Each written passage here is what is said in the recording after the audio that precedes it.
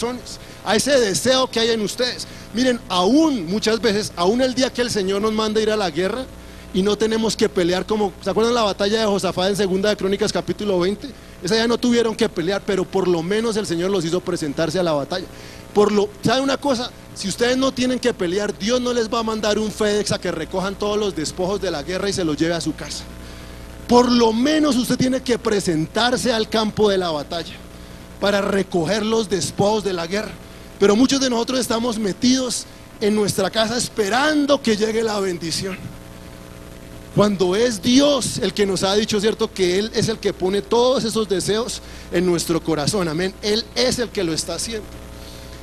Y quiero solamente en esta mañana hablar con respecto, cierto, a esas dos partes que nos dice el versículo, que Dios coloca en nosotros. Número uno, el qué, el querer. Número dos, el qué, el hacer. A veces hemos tenido falso entendimiento de cómo Dios opera a través de nuestras vidas. Nosotros somos un espíritu, tenemos un alma y vivimos en este cuerpo. ¿Sí es así o no es así? Y a través de todo lo que somos, Dios nos está manifestando su querer para nuestras vidas, a través de todo lo que nosotros somos. Fíjense, por ejemplo, a través de nuestro cuerpo. Usted se puede imaginar, cuando usted está listo para ir al baño, usted no empieza a orar: Señor, si realmente es tu voluntad que yo vaya al baño, Padre, porque no quiero hacer nada fuera de tu voluntad, Señor. Si usted se queda orando por mucho tiempo de esa manera, yo le aseguro que usted va a hacer algo fuera de la voluntad de Dios. Pero a veces así somos, no entendemos. Dios es el que produce en nosotros el querer, aún a través, cierto, de nuestro cuerpo. A veces, si usted está en medio de un incendio, cierto, usted está viendo llamas, está oliendo humo, está empezando a sofocarse, se le están empezando a rostizar las pestañas. Señor, si es tu voluntad, Padre, que yo me salga de este infierno, o si a lo mejor quieres que como Misael, como Mesad y Abednego me quede aquí, Señor. Si usted está viendo, ¿qué es lo que tiene que hacer? ¡Corra! Pero algunas veces nosotros espiritualizamos cosas que no tienen ningún sentido en nuestra vida. Aún, cierto, con todas las cosas es así.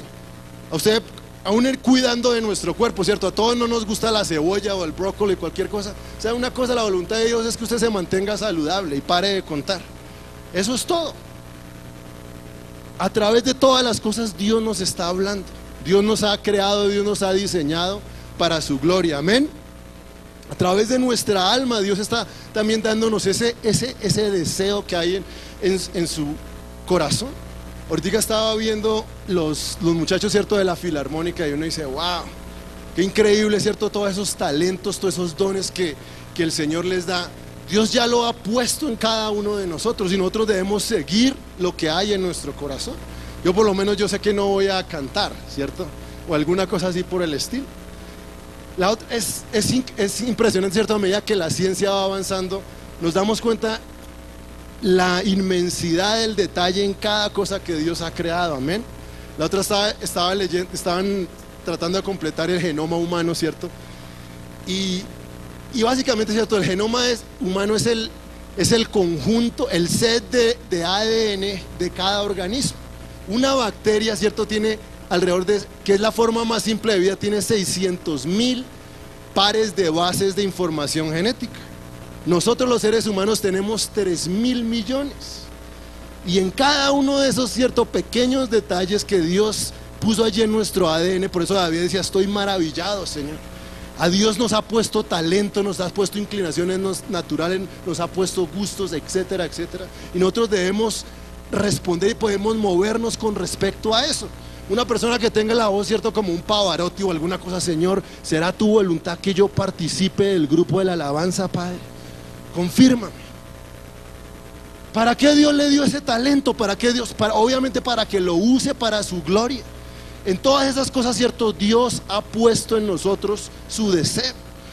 Ahora, cuando estaba hablando, se me olvidó esto que era importante. La otra vez estaba escuchando de una mujer en Dallas que su marido la mató con un martillo. Y sabe una cosa, no fue la primera vez que ocurrió esto. No era la primera vez que ella la había golpeado. Pero fíjense, y esta mujer, ¿cierto? Por mucho tiempo después de que le dieron la primera golpiza, todavía estaba: Señor, si es tu voluntad que yo todavía me quede aquí. A veces hacemos cosas como esas. No, ella debió, ¿cierto? Si Dios quiere regenerar a este hombre de todo, bueno, ya Dios hará las cosas, pero ella no puede exponerse a una situación de esas. Usted se puede imaginar haciendo carpintería, ¿cierto? Y un día se pega un martillazo en el pulgar, ¿cierto? Y dice: oh, me voy a meter otro en el meñique, no sé, aquel pulgar, ¿cierto? Me dice, ¿cierto? Hago una demanda por discriminación. Y uno dice: ridículo, pero fíjense en la práctica lo que esta mujer hizo. Si ella está dando el martillazo, ya no va a decir: esta es la voluntad de Dios que me dé otro. ¿Y por qué en la mano de su esposo se hizo así? Una creyente. Eso es una creyente, no, era una historia real. Pero a veces nosotros no entendemos, ¿cierto?, cómo a través de todas esas cosas Dios nos está hablando. Amén. El otro día estaba mirando en 60 minutos un programa periodístico bastante conocido allá en los Estados Unidos, de, por ejemplo, un hombre que se llama Daniel Dennett. Siempre salen cosas bien interesantes.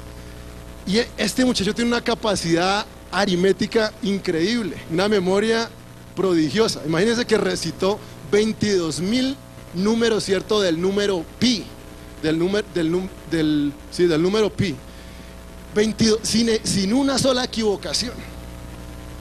En una semana lo llevaron a Islandia, que dicen que es uno de los lenguajes más difíciles de aprender.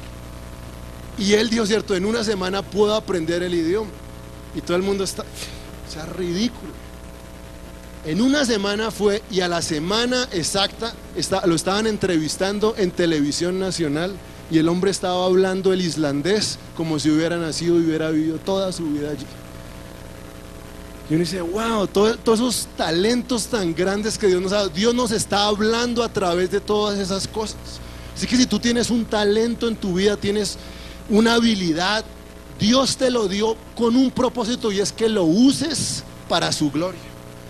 En todas esas cosas a veces nosotros estamos buscando: Señor, es tu voluntad. Claro que es la voluntad de Dios usarte, claro que es la voluntad de Dios que tú utilices absolutamente todo el potencial que Él te ha dado. Amén. Y aún Dios nos habla en nuestro espíritu. La palabra de Dios en 1 Corintios 6:17 dice que el que se ha unido con el Señor, un espíritu es con Él. Somos uno. Y Dios, ¿cierto?, Dios susurra en nuestro espíritu constantemente.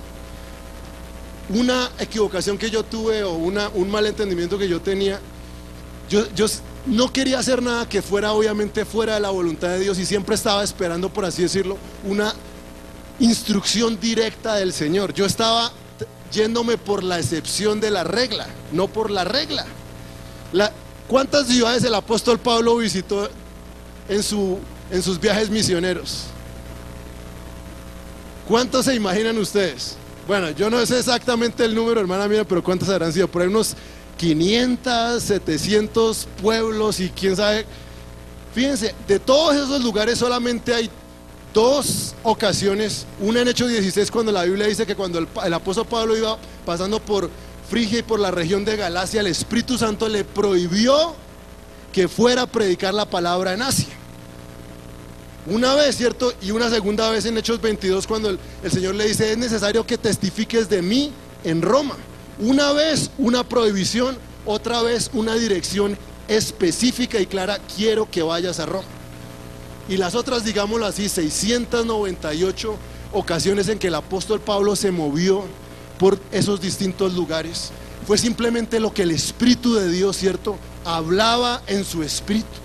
Y eso es lo que Dios quiere, que nosotros lleguemos a ser tanto uno con Él, que nosotros conozcamos su corazón, sabemos el para dónde estamos en constante comunión, y como es natural para nosotros respirar, para así sea para nosotros natural movernos en la voluntad de nuestro Dios, de nuestro Padre. Si está en tu corazón, hazlo, porque ¿quién es el que produce en nosotros ese querer? ¿Quién lo produce? Dios. Dios es el que produce en cada uno de nosotros ese querer. Y nosotros necesitamos movernos, necesitamos escuchar lo que el Espíritu de Dios nos está hablando y actuar por la fe. Amén. Muchas veces nosotros estamos preocupados por la voluntad de Dios. ¿Saben una cosa? La voluntad de Dios nos va a encontrar. La voluntad del Señor nos va a encontrar. Todo lo que tú tienes que preocuparte es por obedecer lo que Dios te ha dicho. Eso es todo. Si tú estás en el lugar donde el Señor te ha hablado que debes estar, estás haciendo lo que debes estar haciendo, no te preocupes. Él es el que está encargado de guiarte. Tú no eres la persona encargada de tu destino. Tú no eres la persona encargada de guiar tu vida. Él nos va a guiar, te haré entender y te enseñaré el camino por el cual debes andar. El Señor nuestro pastor, Él nos guiará por sendas de justicia, por amor de su nombre. Él nos va a enseñar.